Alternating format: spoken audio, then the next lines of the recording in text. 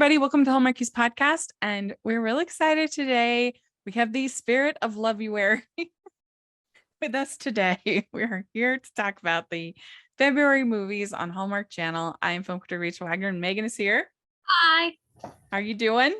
Pretty good. Pretty good.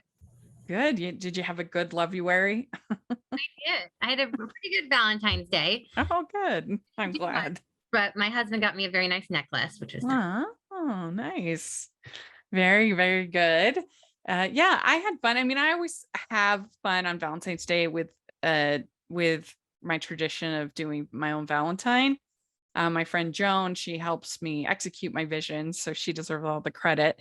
But we have a lot of fun every year, kind of trying to think of something clever. And then with the last probably 4 years, we've done one for Hallmark's podcast, and so that's been fun as well. And so kind of I get to feel part of it, even though I'm not in a couple. So I enjoy that. Yeah, I mean, it's a kind of, it's a Hallmark holiday, literally. Yeah. And especially when it's on a Tuesday, it's like, what are we gonna do? Go out on the middle of the week? Like, no. Right. Yeah. Yeah. So how did you feel going into LOVEUARY to the February movies? Were you optimistic? Were you feeling positive? How did you kind of go into it? I think I didn't have a lot of expectations. Mm-hmm. I haven't been watching a lot of Hallmark since the Christmas season, to be honest. Yeah. But I found it to be pretty good. Yeah. Some I liked more than others. But there was one I really liked that I thought really hit it out of the park for, a February Valentine's Day movie. Valentine's Day movies can be hard. I think, the first months after the Christmas can be a little slow, but I thought they did a pretty good job. I particularly really enjoyed the first two. And particularly the first one was my favorite of the group. So we'll go into that more. But yeah, I mean, I think that for the most part, they were enjoyable. And there was one that I didn't care for. So it'll be interesting to see how it shakes out with that as far as you and I.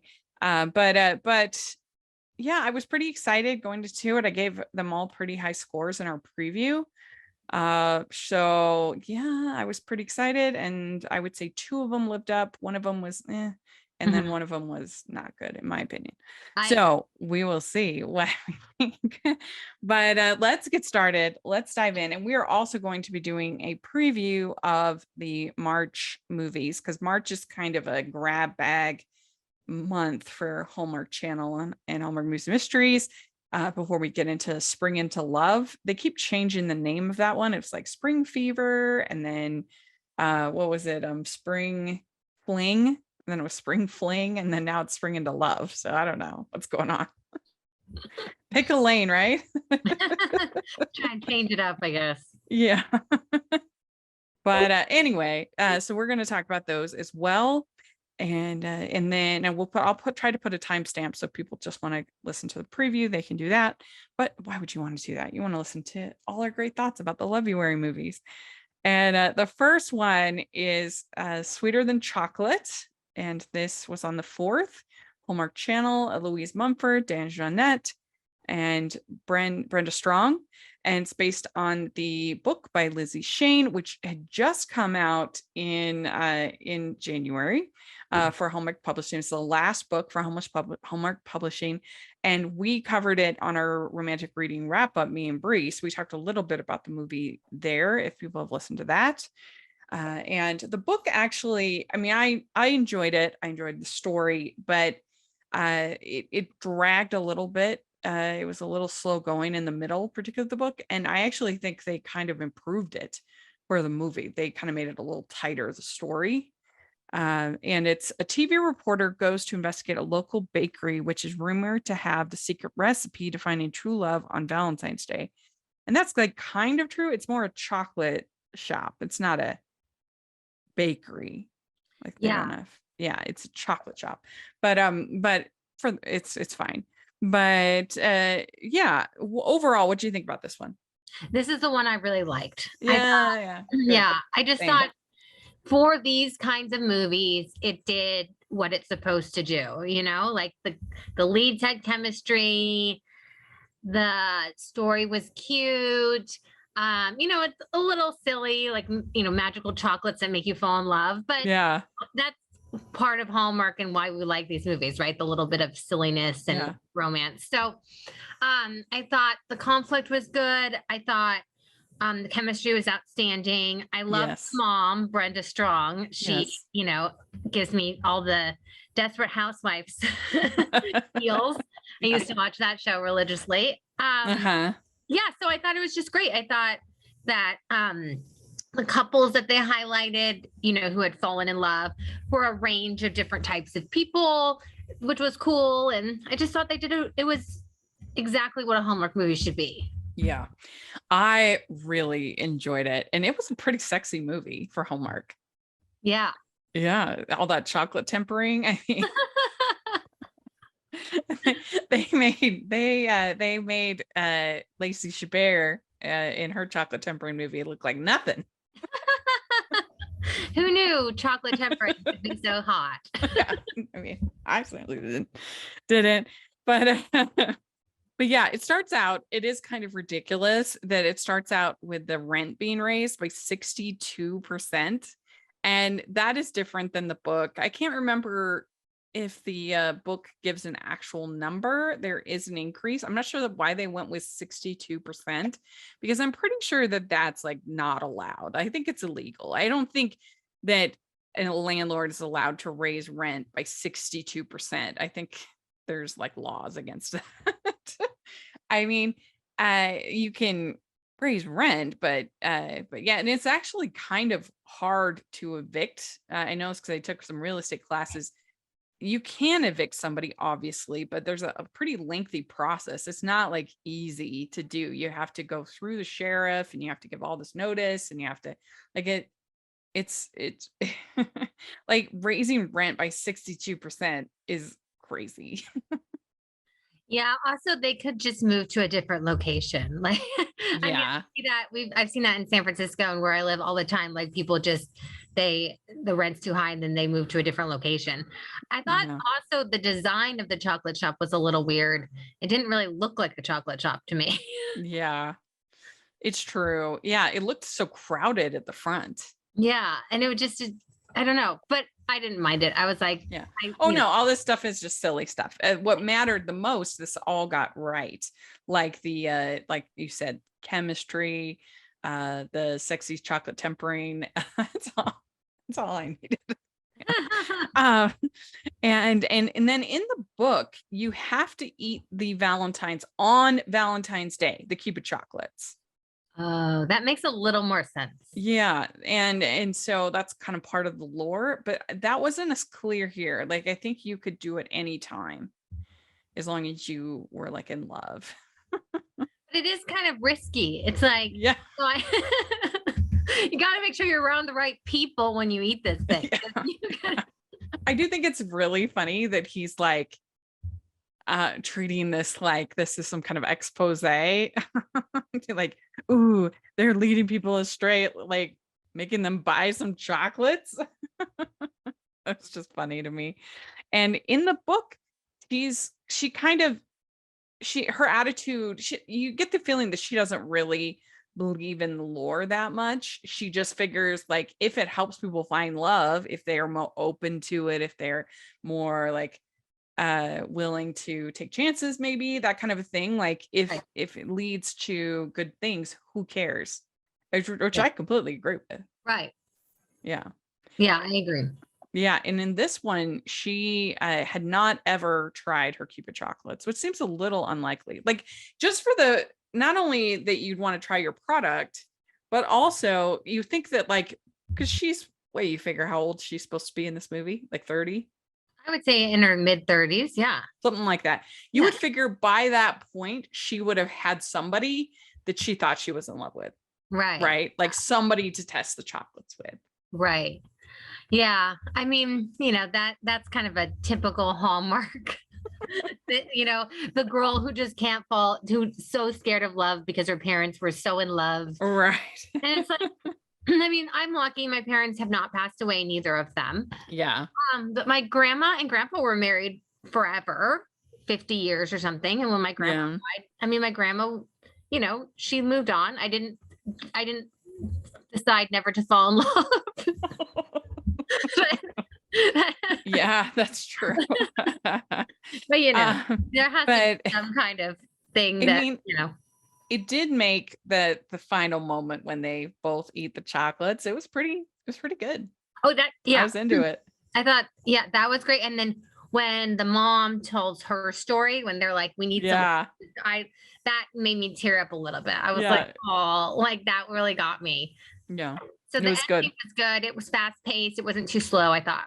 Oh yeah, I agree. And like I said, it was actually better in that regard than the book. The book was it dragged a little bit. Right. But how do you feel about milk chocolate? What is Oh, your opinion? This movie definitely did not like milk chocolate. okay. So I totally agree with this movie that people over 30 should not eat milk chocolate. Milk chocolate is for children. No, I'm just kidding. I mean, but I do kind of think that I always buy dark chocolate, Uh-huh. but I feel like I do that because I think it's like healthier in some way, which I don't think it is, but in my mind it is.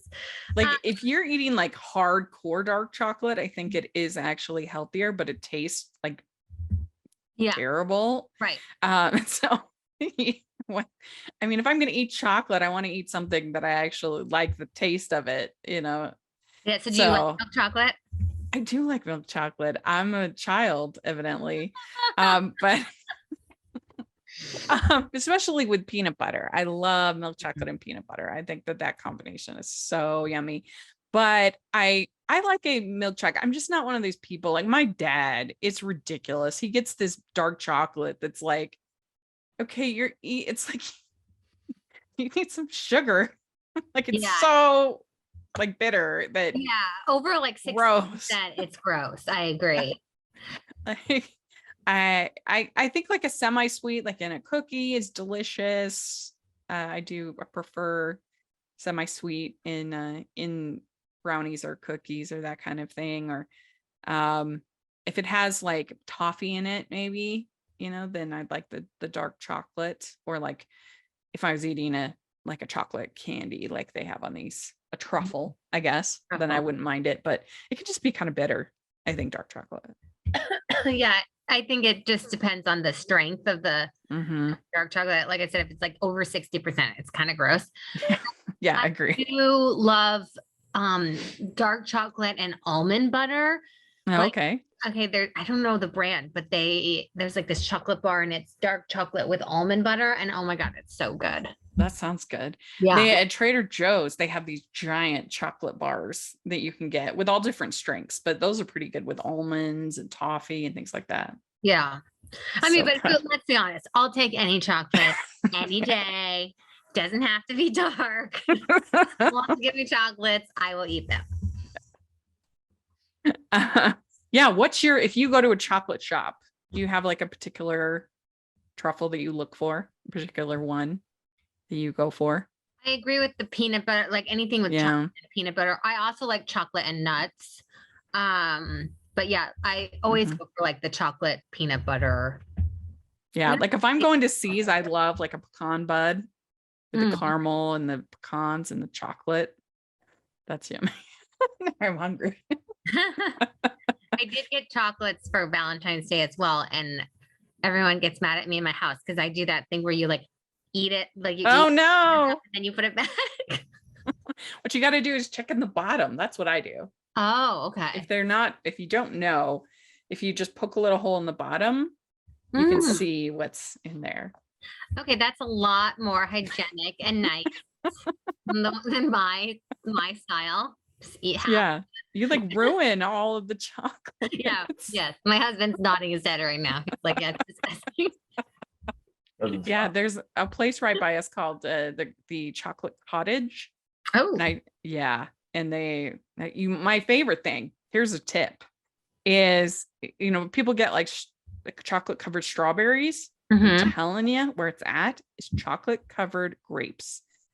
It sounds weird, but I'm telling you, the like tartness of the grape and Hmm, sweetness with the chocolate, it's so good. interesting. Like if you think you like chocolate covered strawberries, I'm telling you, you'll like chocolate covered grapes. They're so good. It's like this little like packet of yumminess. Interesting. Yes. I mean, And I they would have it there at definitely the try chocolate it. cottage. Yeah. I don't think Yeah. I've ever seen them anywhere though. If you come to Utah to visit, I'll take you and we'll have chocolate covered grapes. Oh, fun. I also have chocolate covered bananas. Oh, They okay. sell these at Trader Joe's. They sell these like frozen chocolate covered bananas. They're so, Oh yeah, I've had those. yeah. That's delicious. Well, if you did you ever watch Arrested Development? Yes, yes. Yeah. It's all in the banana stand. Oh, yeah. The banana stand. It's all in the banana stand. Oh, that was such a good show until they went to Netflix and then it sucked. Yeah. That I don't even think I watched the latest season because it it was wasn't, terrible. yeah. Don't watch it. It was really bad. But the original 3 seasons were great. Yeah. Yeah. They watching season 4, I literally fell asleep, like Oh, no. crashed. I was just like, this is so boring. But anyway, It back was to weird Swedish. too because they did it like, it was like, it wasn't like an ensemble. It was like, No, yeah, it was yeah. character. Yeah, which I think they did because people's schedules. Yeah. So I feel like it was a little bit of just bad, like Yeah. they just couldn't get it done. And I remembered when Jason Bateman was on, I think it was Letterman or some show like that. And before it was, he was like, let me just try to get y'all to manage your expectations. And I was like, oh, this is probably gonna suck. Wow. And it did. Yeah. When the actor said that, that's not good news. Yeah. Anyway, but yeah, it was kind of funny how this movie like hated milk chocolate. Milk chocolate is for children, Yeah, that was evidently. But I'd say like whatever chocolate you want to like, agreed. you know? Yes. Okay. Then I did kind of like that the secret ingredient was not love. Yes. That was kind of fun. Yeah. And I agree with you that all of the little couples stories were very well done and very sweet. And yeah, I love the diversity and that was a really nice touch. I agree. Especially the older female couple. That was great. Really nice. Like, sweet. Yeah. Yeah. And so then like we said, they eat the cupids on TV. And I am a little bit tired of the rom-com trope of there always has to be a crowd cheering you on. It used to be like a Drew Barrymore thing. Like every single one of her romantic comedies, it always had to end with a crowd cheering as they some kissed. people really hate the public kiss. Yeah. How do you feel? I mean, I feel like I don't really pay that much attention to it. Mhm. But yeah, I mean, it's unrealistic. Like in real life, I don't think I would. I mean, the only time I've ever kissed in front of a bunch of people is not my wedding. Right. But like, and people are cheering you on then too. And it's kind of awkward. Yeah, it's a little awkward. And I mean, this one wasn't too bad because it was just the people in the store and then like the crew filming and stuff. Because most of it was, people watching live, I guess, because this was a live stream. They kept talking about that over and over. Oh, it's got to be ready for the live stream. Yeah. Funny. But they just had such great chemistry. I didn't care. They were absolutely fantastic together. And I think Dan Jeannotte, he's really good at that. And he talked about it in our interview about how it's not a guarantee that you're going to have chemistry with people, that you just kind of hope that you will, first of all, get along, but then that it'll translate onto the screen. And so it's definitely something he really thinks about as an actor and really, tries to cultivate. And I appreciate that. And I thought they were great together. And yeah. And then we end the movie with the sexy chocolate tempering. It was great. That was great. Yeah. So overall, what would you give this one? 1 to 5 crowns. 1 to 5. Okay. I'm going to go pretty high. I'm going to say 4.75. I'm gonna go really high. I'm not gonna give it Yeah. a 5 because I don't know, I'm just being a little stingy, but because I like really enjoyed it. And then when I Yeah. finished, I just thought that like is a Hallmark movie. That's what I'm Yeah. here for. So that in that regards, I thought it was really good. So I'm gonna go high, 4.75. I agree with you. I'm gonna also go 4.75. I really enjoyed it. I wanted to watch it again, which is a big kind of tell for me Totally. that if I really enjoyed it, and I do think it improved upon the book as much as we love Lizzie Shane. She's a great writer. It was a cute story. I enjoyed the book. It was just I think they took what was good about the book and then they elevated it with the movie, which is what you always hope to have. Perfect. Yeah, exactly. Yeah, yeah, yeah. Ho, ho, ho. We'd like to take a second and thank our sponsor for this episode of the podcast. It's the Hallmarkies Patreon. Do you love Hallmarkies podcast, especially at Christmas? Do you enjoy the holiday previews, recaps, interviews, and bonus episodes? If the answer is yes, please consider supporting the Hallmarkies Patreon. We need your help to do what we do both during the Christmas season and all year round. But not only do you help a podcast led by strong, independent women by becoming a Patreon, you get to become a part of the Hallmarkies family. Starting at only $2 a month as a patron, you will have access to our Facebook Patreon group where we talk about the movies, shows, and more all year. We also have many monthly patron watch-alongs with guests like Lacey Chabert, Natalie Hall, Paul Campbell, Mary Lou Henner, and more, giving their behind-the-scenes details of their films. As a patron, you also have the chance to provide input into the podcast and even join us at different tiers. So this Christmas season, spread some cheer to the Hallmarkies Patreon and become a member today. You won't regret it. Go to patreon.com/Hallmarkies to learn more. That's patreon.com/Hallmarkies. Next we have A Paris Proposal, and this was on the 11th, and Alexa Penavega, Nicholas Bishop. And it's Anna is an account manager for a New York City advertising agency who has the opportunity to land the biggest client of her career, Duran Diamonds. Much to her chagrin, her boss dispatches her and her colleague Sebastian to the City of Lights to make the pitch and seal the deal. Anna's by the books work style clashes with Sebastian's looser approach and over the top ideas that dazzle the client but exceed budget realities that land them in hot water. When they arrive in Paris to meet with the client, a misunderstanding leads the Durans to believe Anna and Sebastian are married, making them excited about the prospect of having a real life couple in charge of the creative vision for their brand and forcing them to try to keep up appearances. So overall, what do you think about this one? Cute. I wasn't my favorite, like it's not my favorite all time, but Mhm. I did think it was cute. What about you? I really enjoyed it. I think it is my second favorite of the group. Mhm. I would watch it again, and I thought they did have pretty good chemistry. And I am usually a kind of a sucker for these kind of screwball comedies, basically. Mhm. That this ridiculous lie, and they have to and then like one lie leads to another lie. The only time I don't like the lies is when it becomes not fun. Right. And like, oh, how could you lie to me? You're right. And there was some of that here, but I felt like she was on his side pretty early on, and they both were at fault for the lie. And so there wasn't that sense of like betrayal. And then Right. because then it just stops being fun and you're just kind of like, oh. I mean, the client and the stuff were upset, but uh but but anyway, I thought the way it was written, it kept it from being that annoying. It was still Mhm. fun for me. I agree. I Yeah. definitely agree. And I think that Alexa is really good at playing these kind of characters that are sort of wound up and like type A and need everything to be organized. Like all of the ones that she's done that I've liked have been that sort of personality. So I think that's her like will spot, like Yeah.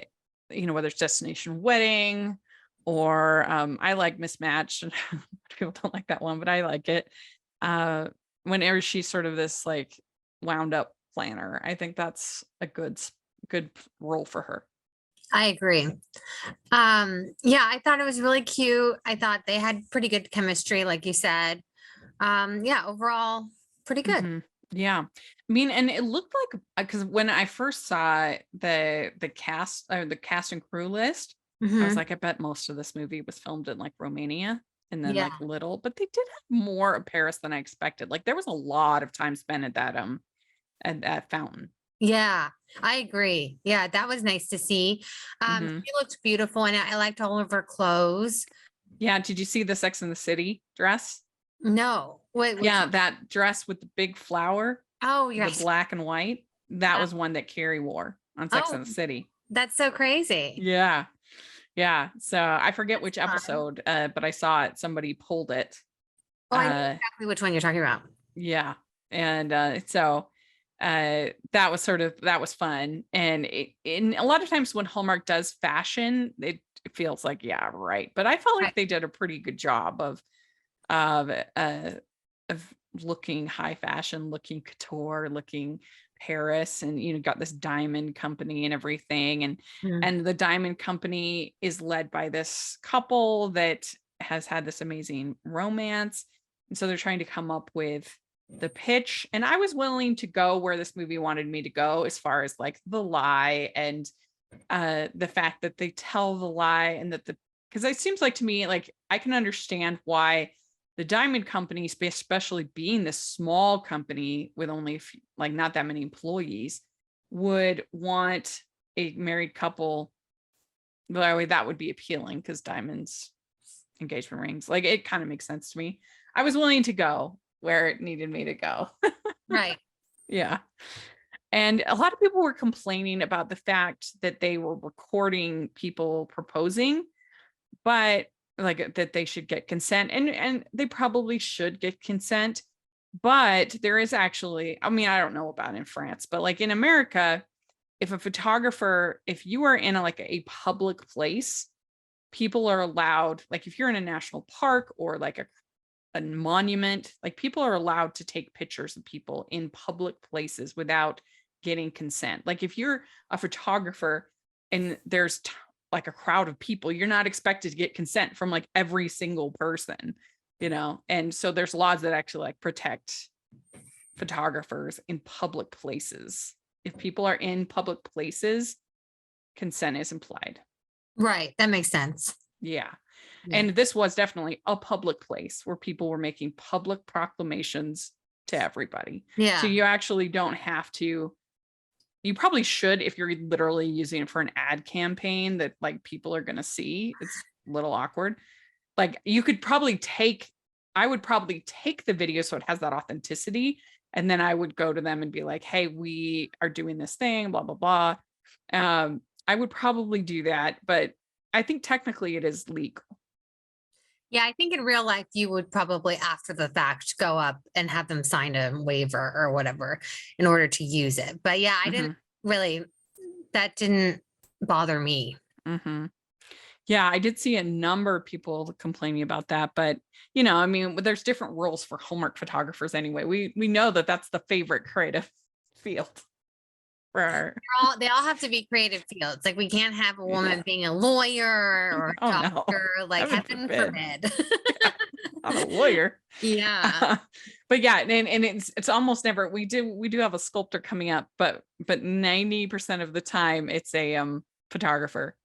Yeah. And that always just is funny. And it's always the camera. It's never like a digital camera and there's like click, click, click, Yeah. And like I said, they never do boring things like weddings. Yeah. And we'll see in the March one, I think Tyler's character is the photographer. Oh, okay. Yeah. So anyway, I thought that another one where all of the different little love stories that they met along the way were really sweet. And even the Duran Diamond couple was very, very sweet. I enjoyed that. And, it's all leading up to this big presentation. So that it's going to all, be revealed. But again, I was willing to go where this movie wanted me to go. I enjoyed that. They get fired. There's the big reveal. I thought that they reunion, and the kiss on the bridge was all really well done. I agree. Yeah, It was good. the kiss was really good. I Mhm. thought that was cute. Yeah, and then I think they had like it's been a couple weeks since I saw this one, but and then they had the next year proposal, right? Yes, I think so. Yeah. So that was fun. Yeah. And yeah, overall, I really enjoyed it. I thought he was really fresh and fun, and I liked her. And so I would give this one a 4. I thought it was entertaining. I'd watch it again. I think I'm going to get a 3.75. Yeah. I'm like this 0.75s. Okay, good. All right. So then we have Welcome to Valentine. This is on the 18th, Hallmark Channel, Catherine Davis and Markian Terusiak, director Stefan Brogan. And it's a week away from Valentine's Day, and Olivia loses both her boyfriend and her job in the same week. Her sister, Vanessa, still lives in the hometown Nebraska. Valentine, Nebraska, convinces Olivia to come back home for an extended trip and help get her back on her feet. Olivia's roommate in New York has a friend, George, who's driving out to Los Angeles and agrees to take Olivia to her destination, which is exactly halfway between New York and California, in exchange for a free night stay in her hometown. So that's, I mean, this summary is so long, but that's the basic story. And I wanted to love this more than I did, because I love Catherine. I love Marky, and I think they're both great. I think they did have decent chemistry, and I wish that it had been a road trip all the way through. Like, I wish they had never even stopped in Valentine. Like, I was kind of enjoying that banter and that part of it. Mm-hmm. But I found the movie cluttered. There were too many characters. And that took us away from our main characters, and it also kind of kept forcing Marking's character, I think his name was George, to be kind of unlikable. That he was the grumpy one about the town and everything. And like, for instance, there's a long scene where she has this whole conversation with this woman who, I guess they didn't get along in high school or something, and now she wants her to paint the painting for her nursery for her daughter. And it was a long conversation, back and forth. And, oh yeah, I'll do it. You don't have to do it, you're too famous, back and forth. And then nothing happened with that. I was like, why did we need this character at all? Like, there was no reason. And that whole conversation was completely unnecessary to the plot. And there was just, because you had like her roommate, who now has gotten this job in Chicago. So you have her and her kind of piping in every now and then. And then you have her sister, who is in Valentine and, has sort of more traditional ideas for her. And then there was the old woman, and then a bunch of other characters coming in and out. And I just wanted the script to be stronger. I wish it was better, but it did have some fun moments. I do still really like the leads. It was okay. I don't know. What did you think? I agree. I think that Catherine was very lovely. Yeah. She, definitely lit up the screen. I think that I got a bad taste in my mouth for that guy, like the character, obviously not the actor, the character in the beginning, like that whole 40 under 40, and he spills, like he makes her spill everything, and then the mushroom soup, and then he doesn't even like try to help in the moment. Like, you think he would be like, oh, it was me, I'm the one that made her spill. But so I don't know. Yeah. Once they get on the road, I enjoyed that part of it. Yeah. Like, I wish it had just been, because I agree with you about that scene too, that was just kind of like, I don't know if they were trying to do enemies to lovers, because the thing that people forget about enemies to lovers is that you have to make the characters likable by everybody else but the people that don't like each other. Right? Mm-hmm. That's so key, so important. If they're just kind of general jerks, then like we are not going to be invested in this story. And that's the thing about Pride and Prejudice. And I've said this many times, but in Pride and Prejudice, the reason why it works, one of the big reasons, is because everybody that knows Darcy and Lizzie loves them. They're beloved. They just don't like each other. I mean, Darcy has nothing but friends that love him. And so, if these two people could just get on the same page, they would be perfect for each other. And that helps you root for the characters, because you don't want your leading lady to end up with a total jerk. Right. You want somebody that you become invested in. I did like the scene, and I think it was in the outside of the gas station. Mm-hmm. That scene, that was cute. I thought they had good chemistry in that scene. Mm-hmm. Yeah, overall, it was a little slow too for me. Yeah, I agree. A lot of different characters coming in and out. Yeah, and I also thought that they were a little clunky it felt like a Christmas script that had then been co-opted into a Valentine script. I don't know that as a thing. I don't know if that's true, but that's how it felt. There were so many moments that felt like this seems like a Christmas moment and they're making it into a Valentine's moment. Like for instance, to have the lighting ceremony or whatever. Mm-hmm. I was like, this feels like a Christmas tree lighting ceremony, but it's like Valentine's lights. And there's even the way that the decor was, the way they had like Valentine's garland basically, or hearts and stuff like that over everything. In a way I kind of liked that, but in the other way I was like, it just added to that feeling of like, I really wonder if this was originally a Christmas movie. Well, that's the thing with these Valentine's Day movies, is they have to be realistic about how people celebrate Valentine's Day. Not like Christmas. It's not whole month-long thing. That's why I like the Sweeter Than Chocolate, because it was like, I don't know, the whole Valentine's of it made sense. Well, I mean, and this town is named Valentine, so like I'm willing to kind of go with it to the extent of like they're going to go extra for Valentine's. Right. Yeah, but it's still just the way they were doing it. It felt like co-opting Christmas tropes to me. Also, this lady, Miss Hackey, I guess is her name. I felt like she was going to kill everybody at any moment. Like, she was weird to me. She's the lady that used to run it or something. Yeah, so she's super bitter, and she's just always kind of like there and leering and looking. And then sabotages it in the end. Yeah, and then she helps him, like he doesn't know, but she helps him get the alternator from one of the floats. Which was evil Valentine's Day lady. Yeah.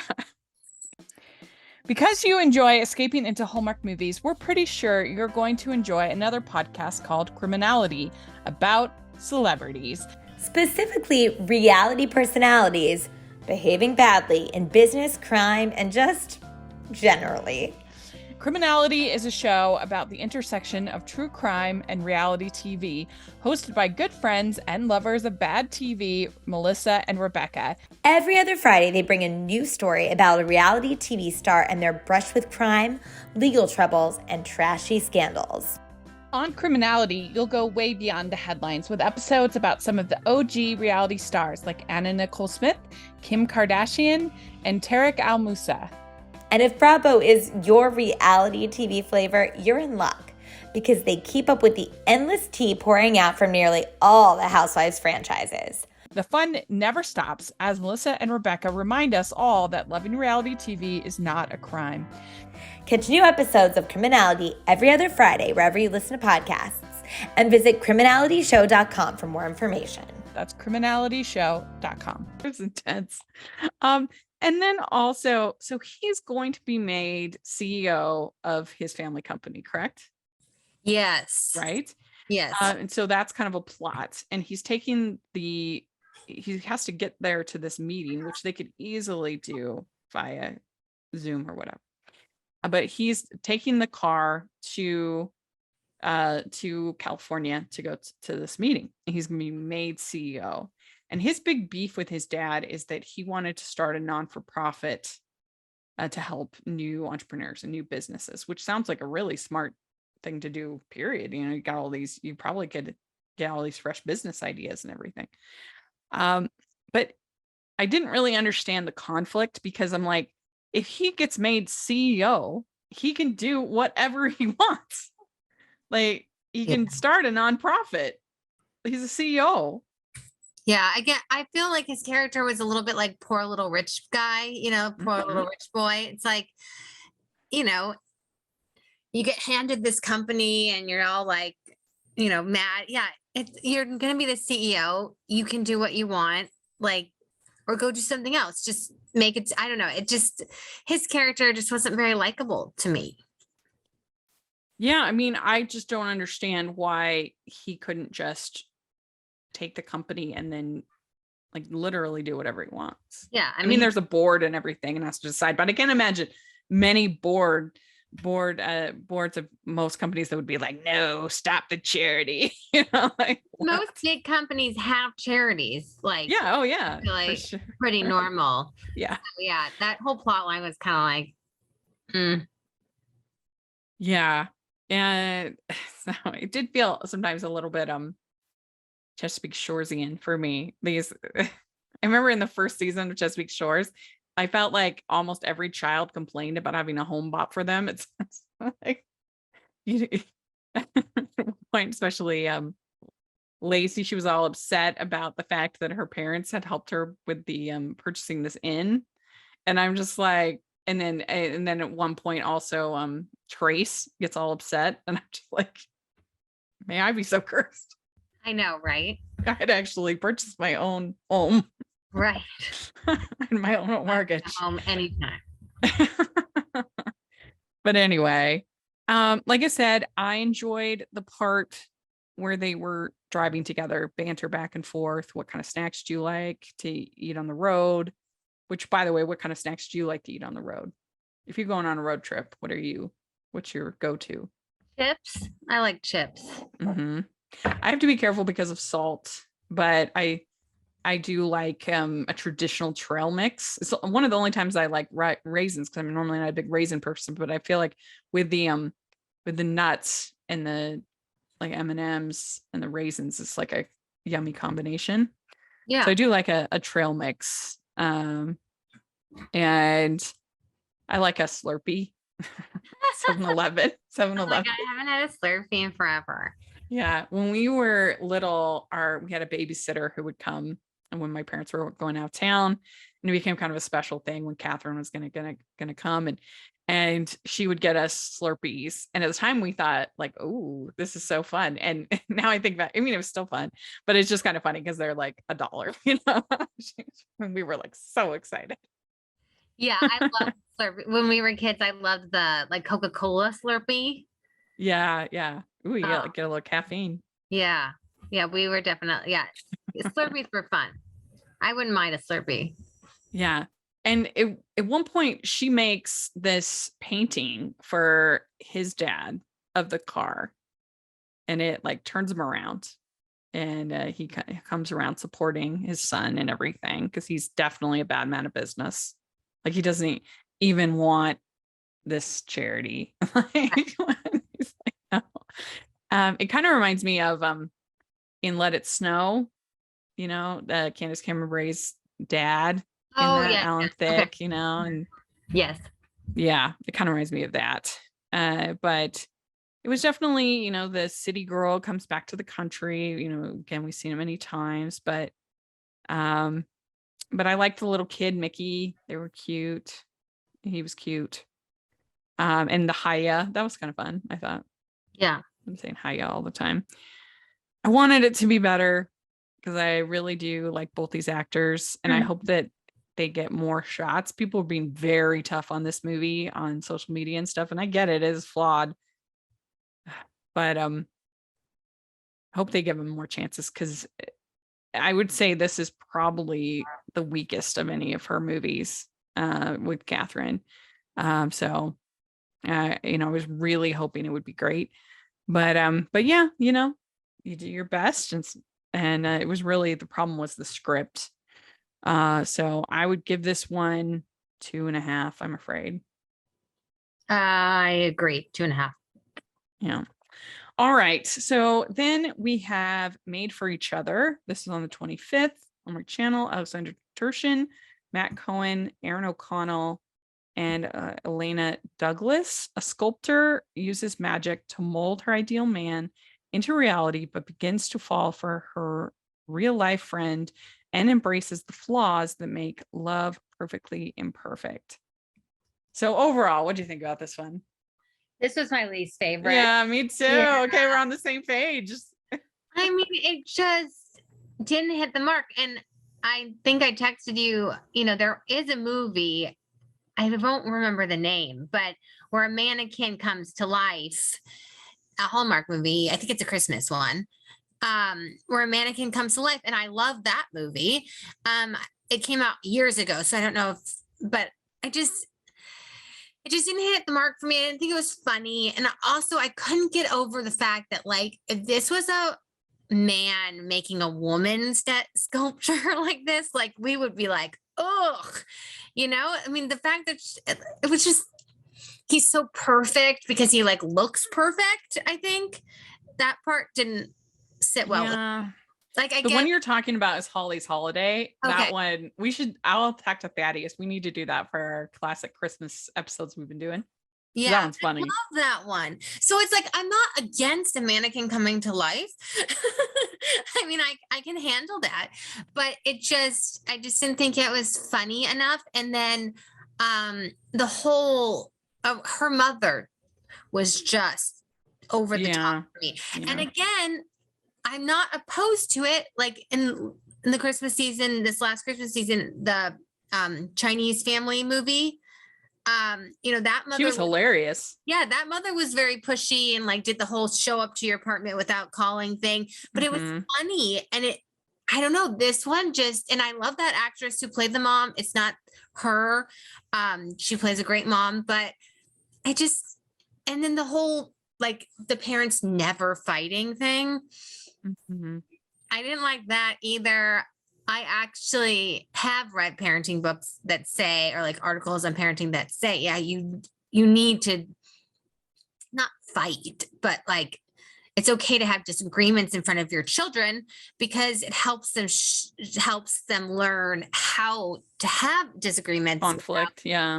Without yelling or screaming or calling names, but like how to resolve conflict among adults, because there is going to be conflict. Like you can't be perfect. And the fact that she believed that up until this age was unbelievable. Like how old was she supposed to be? In her late 20s, early 30s? Yeah, at least. Yeah. Yeah. Like at that point you realize your parents aren't perfect, I would think. Yeah. I agree to everything you said. This was so disappointing. And I watched it on my trip when I was on it was kind of a mess of a trip. Everything went wrong. And it was like, I was like, oh, great. I can watch the Hallmark movie live. I never do that. And this one looks so funny. And I just, if you listen to my Insta story, it was kind of a spiral. I started out so excited and it just went downhill. I was like, oh, how did they mess it up? It had so much potential and it was not good. This was not, again, as we always say, it always comes down to the writing. And I do not think this was particularly well written. And the one that I would compare it to, I agree, Holly's Holiday, perfect comparison. But another one I thought of is Snowman's. Have you ever seen Snowman's? Is that one with Josie Hutch? And who's the girl in it? Ashley Newbrow. No, I don't think. Okay. Well, you should see it. It's really funny. And that is the key difference, is that it's funny. But it's about a girl who makes a snowman. The snowman comes to life and is like the perfect guy. Similar kind of story, but it's Josie Hutch. Yeah. And like, but it's so funny. So like, and you've got the friend who's in love with her and very similar dynamic. But like he at one point gets all of this. I don't know why they decided that snowman means he's Scandinavian, but he has all of this like Luke fish. He brings it to the office. They're all like, what? I don't know. It's silly. It's funny. I enjoy it. And so I thought there was a lot of potential. And there were moments where I thought Aaron O'Connell kind of did the himbo, like you think kind of funny, like that he was trying to bring the humor in the part, his sort of simplistic way of looking at everything, kind of Encino Right. Man kind of an idea that there was something there, but she was just so unlikable to me. I was just not into her at all. Like she was just so critical of everybody, and like she spent the first half of the movie just sulking about everything and everyone in her life. And when the movie first started, I was actually kind of I was kind of rooting, or not, I understood what the mother was trying to do. And it's kind of it is a stereotype, but you do see sort of the overbearing Jewish mother like in movies quite a bit, and Woody Allen did it, of course, all the time in his movies. There's a short that he did where his mother has passed on and he starts dating a Shitska woman in the short, and all of a sudden his mother is there in the sky, giant, like a giant thing, like coming to stop him from doing this. And she's super overbearing. It is pretty funny. And so you've seen that a lot, and I understood what they were trying to do with the character. So originally I was kind of like, okay, I can deal with this because she's so unlikable, that this is why this mother, but then they just like took it way too far. I mean, it was just to the point where she's actually giving Clay an engagement ring and saying, you need to propose to my daughter, this person that she's barely met. Like why would she do that? It just doesn't make sense. It's not reasonable. And so then it's not funny.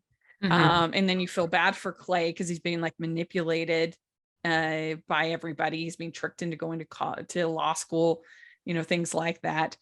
And so I don't know. I didn't like what they did with Clay. I thought it was weird that they had David and Clay being roommates, and that just was sort of awkward. It wasn't funny. Yeah. He was like, you've become my best, like one of my best friends. It's like, oh, like, yeah,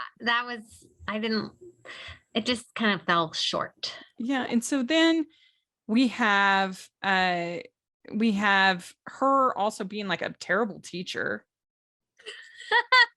When they show up and she's like, just leave, go on an adventure. It's like, wait, what?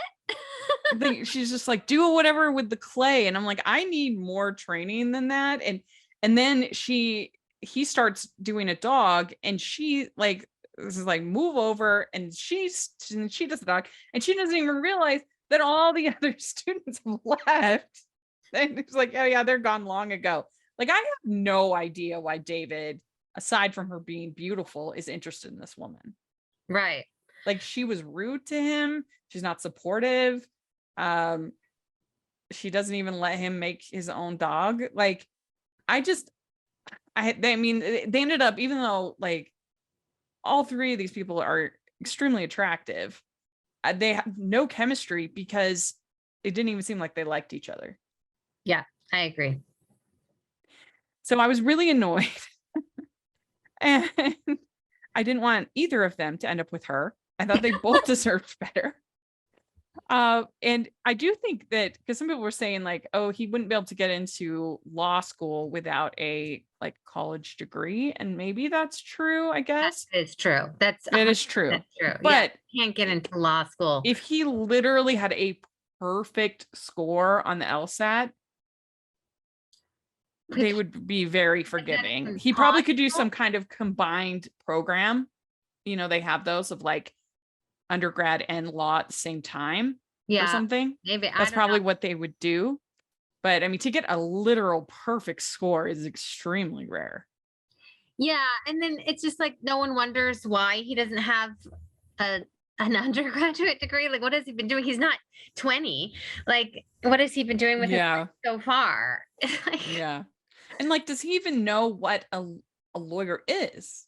Like, what does that mean? I mean, that would have been funny if you'd had him kind of like, I don't even know what that means. I just like, yeah, he had some of those himbo scenes where he was, silly, but I don't know. I just think there were so many opportunities for humor, and instead they decided to just be kind of unpleasant. It just really rang false for me. I mean, if he wants to go to culinary school, they were acting like that was like wild. And I mean, especially if everything he makes, people are just like, it's the most delicious thing they've ever had. Well, that was the thing about the mother that didn't make a lot of sense, because she was like so invested that he had to be a lawyer. And it's like, what? Like, he's just dating your daughter again. Yeah. The whole thing. Well, and also, so he's supposedly doing all of this for her, but he never really takes the time to ask her what she actually wants. He just listens to other people. And if he's supposed to be the perfect man, you'd think he would like have one conversation with her saying like, what do you want me to do? What do you care about?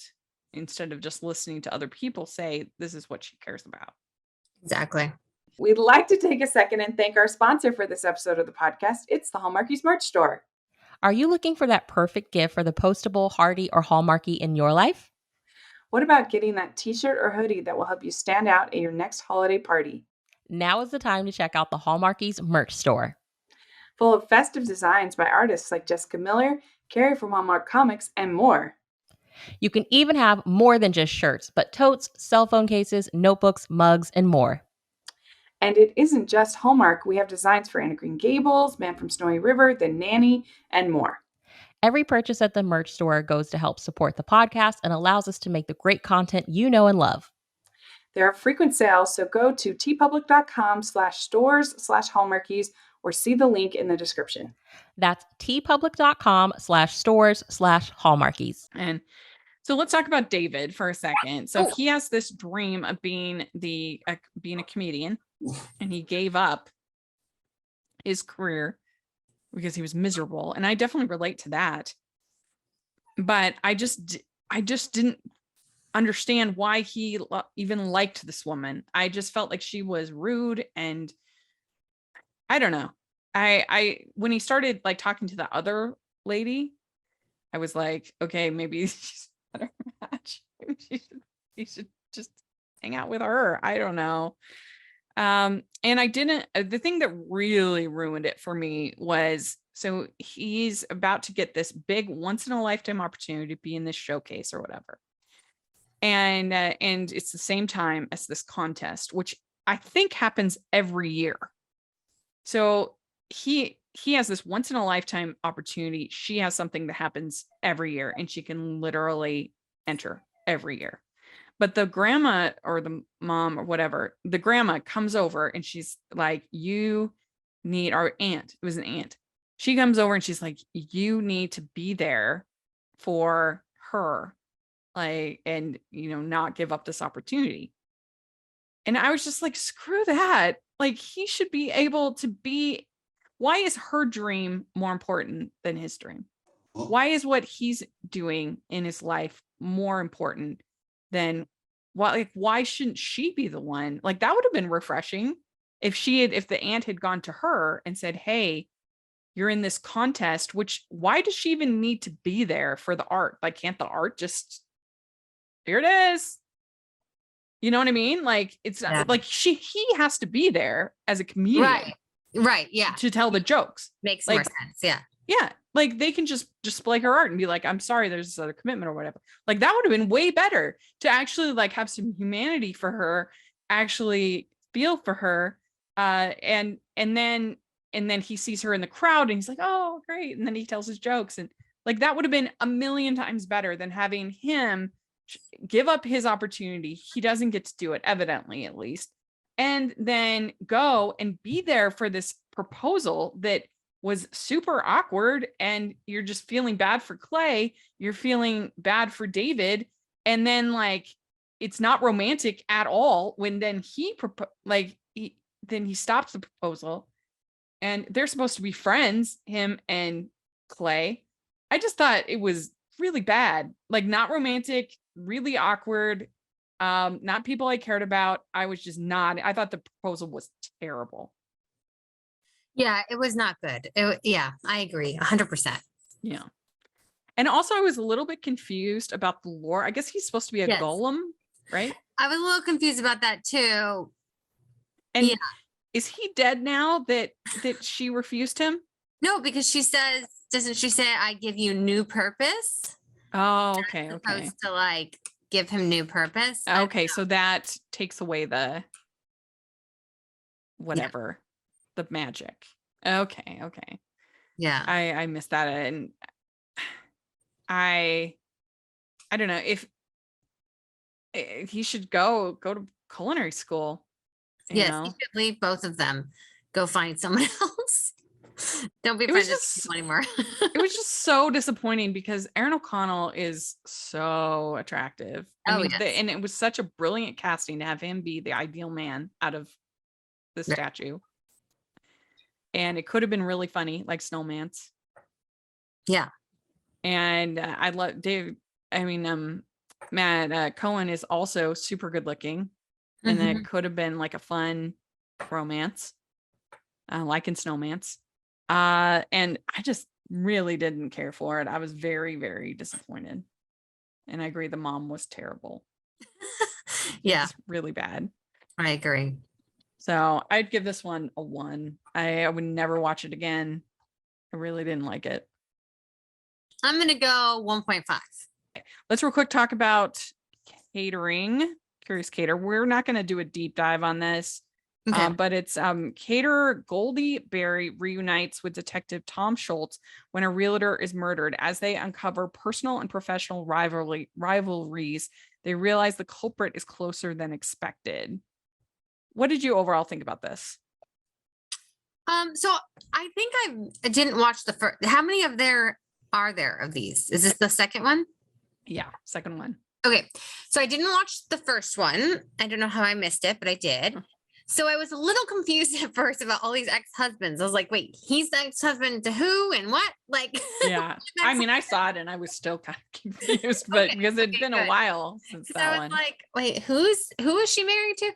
I thought it was good. I mean, I liked it. I know, I think people thought it was a little violent, but I didn't really mind it. Yeah, I mean, I just love Nikki DeLoach so much. I could watch her. I could watch her clean dishes and be happy. I feel like she's just so sweet, and she and Andrew have such good chemistry. I have to say, there wasn't a lot of romance though for them. No. Well, so here's the thing with these mystery shows is that they can either make the choice to go like campy and be a little bit silly, or they can take it real seriously and try to be like gritty. And for me, like for instance, a campy one would be the Matchmaker Mysteries, the ones with Danica and Victor, and they can be a little bit. I think the Rorty Gardens are a little bit campy. I would say not on the like in the spectrum. And then the ones that are like try to be more realistic and more, gritty. And I don't know. I tend to prefer the ones that are a little campy, that are a little more silly, that don't take themselves very seriously. And I know other people really like the more gritty ones. This one definitely I thought was taking itself very seriously. There was very little like fun, I think, in it. And I don't know. I did find it pretty violent, actually. I mean, the death at the beginning is pretty extreme, with this choking and the blowing up of the grill and everything. And then the part that I guess was more on the disturbing side for me was when they literally have Nikki strapped to the table, and being injected several times by this guy. I mean, that was pretty shocking, I thought. I mean, some people will like that, but I don't know. I didn't love it. I just like it was a pretty good reveal with because you think he's introduced so early as far as the doctor, that you think that, okay, that's not going to be him. So they did a good job with that, I thought, of being, oh, whoa, it's that guy. I didn't think it would be that guy. Like you think it, I mean, I knew that it wasn't Lachlan Monroe. And boy, he has played more terrible husbands in Hallmark movies than anybody I know. I mean, I'll never forget him playing in The Christmas Promise. Oh, with, right. he was her ex-husband in that movie, and he was the worst in that movie. But yeah, he often plays like he was in that one with Holly Robinson Pete where he's like literally cheating on her in her home. Did you see that one? The road trip? No, anyway, I don't remember. it was actually pretty good. She goes on this road trip with this young woman, and after her husband is terrible, but yeah, he just tends to play terrible husbands. But I knew that there was just too much of him. I knew that it wasn't him. Right. Yeah. And then you have the other red herrings. Were you surprised? The doctor, was that a good surprise? Like I definitely thought he was creepy. He kind of gave a creepy vibe. I don't know.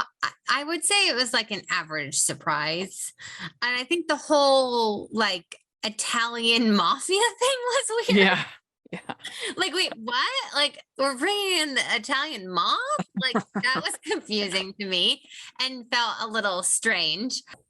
Yeah. I mean, it's also like hard when I think they have someone die who's a friend of everybody, because it's like, you'd be really sad.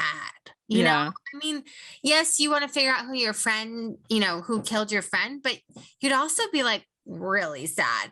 So I would hope so. Yeah. And yeah, I would hope if I died in this like horrible way too. It's not even just how, not even just dying, but like a grisly murder. I would hope my friends wouldn't like have a party the next week. Yeah, I'm just trying to figure out who it was. Yeah. I don't really care about you. I just want to know. Yeah. Also, like, yeah, I mean, and then her ex-husband was dating the woman who got murdered, correct? Nikki's ex-husband. Yes. Okay. So Nikki's ex-husband was dating. And there was the whole thing. And they hire her as a caterer. I feel like that was a little strange. Like, I mean, I guess it's good they're all friends, but like. Well, then there was also the whole thing with the property. Yes. And it was her, because you had Nikki's ex-husband, but then you also had the lady's ex-husband. Right. There were so many ex-husbands. Yeah, there really was. It was confusing. And that's where the whole property thing came into play. Right. Of like who owned the property. And there's this whole section where she is going through all of the files, and then the friend ends up singing Amazing Grace. Yeah. Yes. That was kind of a fun scene. Funny. That's the kind of camp I enjoy in these. Yeah. Right. It's a little silly. It's a little ridiculous, but I think it's fun. I agree. And so that was probably the best part of the movie. Mm-hmm. I agree. Yeah, I also thought the makeup on Nikki was really heavy. Yeah. She doesn't need that much makeup. She's so pretty. I mean, I know I don't want to nitpick about people's appearances, but I just thought like she was like wearing a lot of eye makeup throughout the movie. Yeah. And it's distracting to me for some reason. I don't know why. I mean, these movies are just Hallmark movies in general, not just the mysteries, are kind of notorious for terrible lighting, really stark, really bright lighting. And so I think that's why often they over makeup, is to compensate for the bright lighting. And that was definitely the case here. But yeah, I just wish it had been more fun. I like these mysteries to be a little silly, to be just a little. I mean, this was not a train wreck like the Francesca PI one. I didn't last year. That one was so much. They should not have released it. It was that bad. It was terrible. My favorite, I prefer ones that are a little silly, little more. And they would have enough kind of moments with the camp between the two of them. There was such good chemistry. So overall it works. Maybe that's a bad example, but I just prefer the like Garage Sale Mysteries is my all-time favorite. And they definitely had like a little bit of camp. Yeah. In those. Right. So I would give this one a 2.5. I'm going to give it a 3.5. Okay, good. All right. So let's do this March preview. Okay. We'll have 4 Shamrocks. 1 to 4, your excitement level. Okay. Okay. For the March movies. Okay. First one is called, the first one is called A Game of Love. This is on the 11th. And it's Kimberly Sested, Brooks Darnell, director Jason Bourke, and writers Joey Elkins, Samantha Herman, and Blake Silver. It says it follows Audrey and Matthew. They are tasked with creating a new game to help players find romance. As they try to work together, they discover something they have in common. They each have a lot to learn about love. So what do you think about Game of Love? Well, I love Kimberly, so that's a good start. Mhm. Yeah, I mean, what do you think? Well, and Brooks Darnell, he is, I kind of joked last time. I was like, he took hot pills and he continues to take them because he is just great. He's so good looking and so talented. Yeah, Kimberly Sested, I think they will have good chemistry. So that goes a long way. I would think. It seems like it's a cute enough idea. I'm curious. Me too. I give it 3 out of 4. Yeah, I think so too. Okay, so then we have a winning team. This is on the 18th, and it's Nadia Hatta and Christopher Plaha, director Jason Furukawa. It says Joabokin is executive producer. It does not. There was no writer listed on IMDb, so maybe she's the writer. We don't know.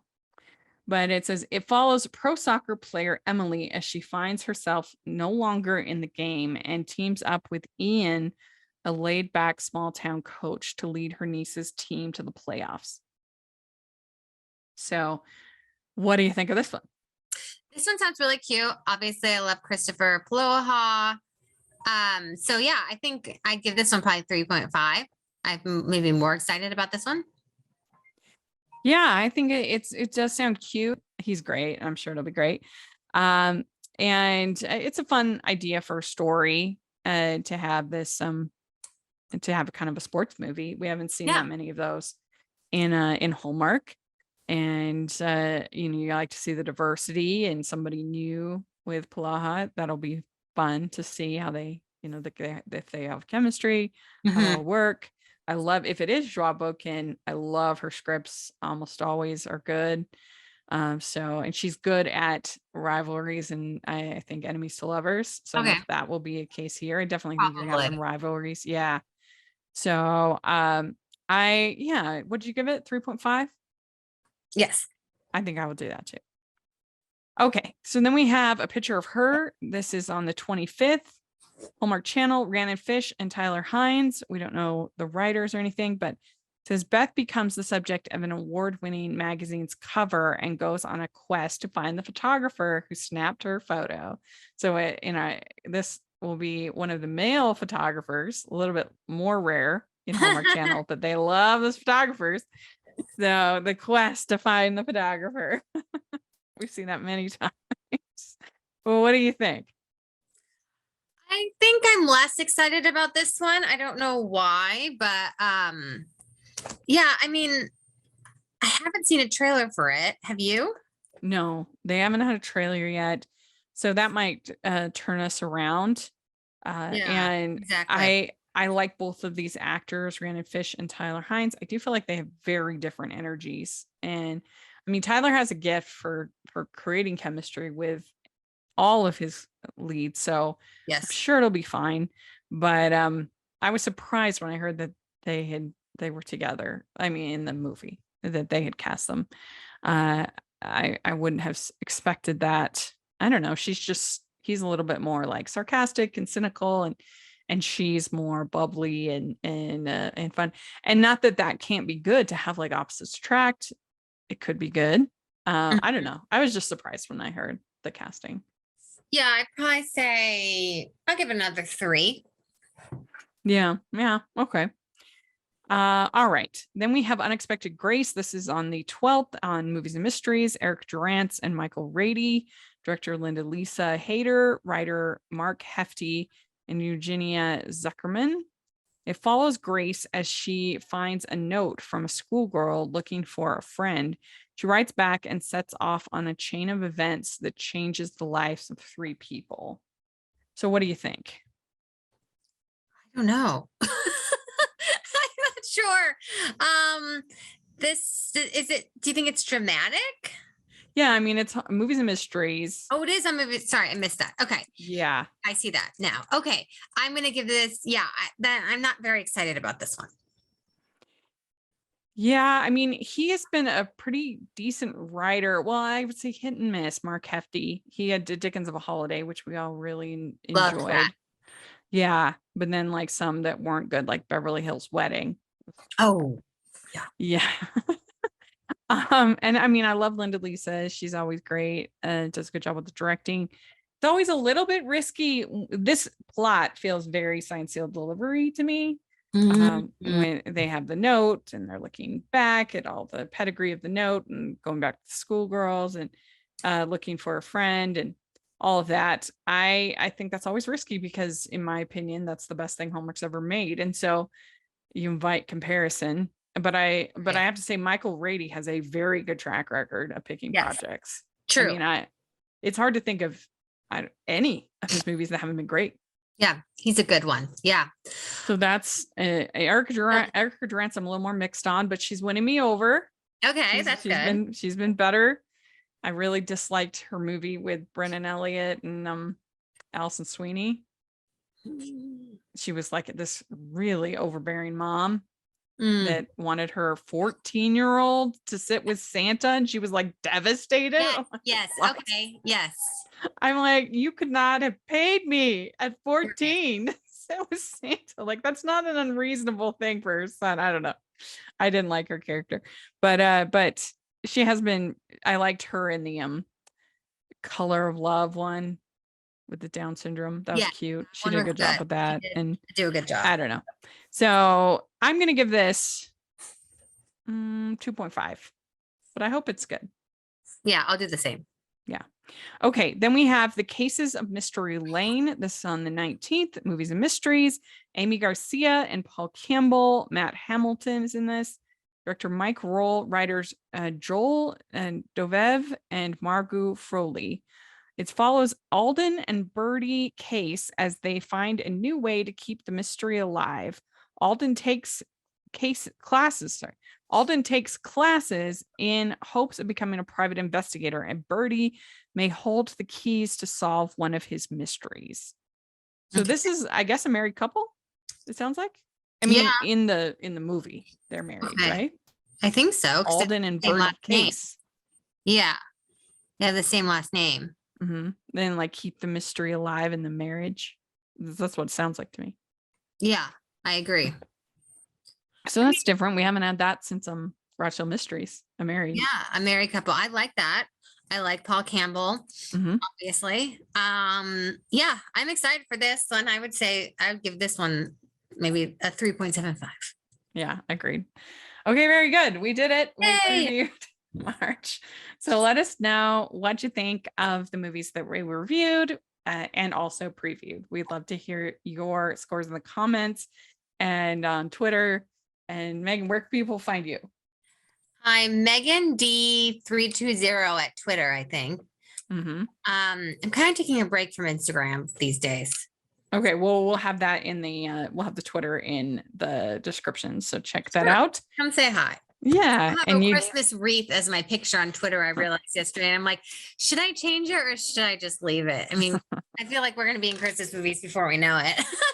Yeah, well, we're Christmas movies year round. It was funny yesterday. I went to a screening and I just grabbed a sweatshirt, and it was a Home Alone sweatshirt, and a bright red sweatshirt. And some of the other critics were like, it's February, Rachel. I'm like, I celebrate all year long. Leave me alone. All right. But anyway, let us know what you think. And we would love to hear your thoughts. And you can find us all over social media at Hallmarkies Pod, Hallmarkies Podcast. You can find me at Rachel's Reviews, all over social media, iTunes, YouTube, and on Rotten Tomatoes. Check that out. And if you are listening on iTunes, please leave your ratings and reviews. That really helps us a lot. And if you are watching on YouTube, please give the video a thumbs up and subscribe to the channel. We appreciate that so much. We also have our Patreon group, and we have Catherine Davis coming on, doing our next watch along on the 11th. We're going to watch Christmas on Fifth Avenue, one of my all-time faves. Everybody who listens to this podcast knows how much I love that movie.